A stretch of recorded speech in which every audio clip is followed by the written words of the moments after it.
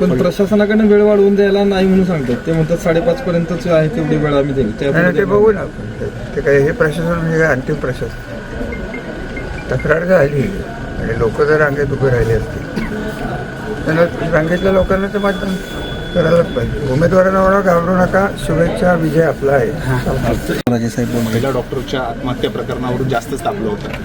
कसं बघता, काय तुम्ही कोणता अजेंडा घेऊन तुम्ही लोकांसमोर गेला होता आणि काय सांगाल आता मतदानाच्या शुभ दिवशी हा विषय काढायची काही गरज आहे. मी सगळ्यांनीच माझी भाषणं बघितली. आणि मी स्पष्ट केलं होतं की हे इलेक्शन काही फलटणच्या भविष्यावर, फलटणच्या महिलांच्या भविष्यावर, सुरक्षितेवर अवलंबून आहे. पण आमचे विरोधक ज्या पद्धतीने वागत आहेत, आजही सकाळपासून कानावर येते.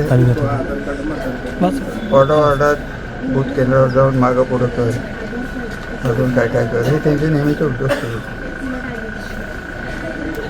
त्यामुळे वातावरण तापाचा प्रश्न येत नव्हता. लोकांच्यापर्यंत आमच्या शहराची जी बेआबरू झाली, सातारा तालुक्याची, सातारा जिल्ह्याचीच त्याच्यात बेआबरू झाली, लोकांच्यापर्यंत पोहोचवणं गरजेचं होतं.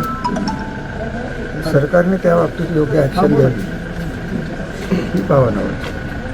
धन्यवाद. आम्हाला तर EVM मशीन पण बंद पडतात 2-3 वेळा. आता आपण EVMवर किती वेळा मतदान केले म्हणता येते, मला काय वाटत नाही. प्रभाग क्रमांक 13 मध्ये आता 2 वेळा मशीन बदललं गेलं. काय त्याला काय करायचं.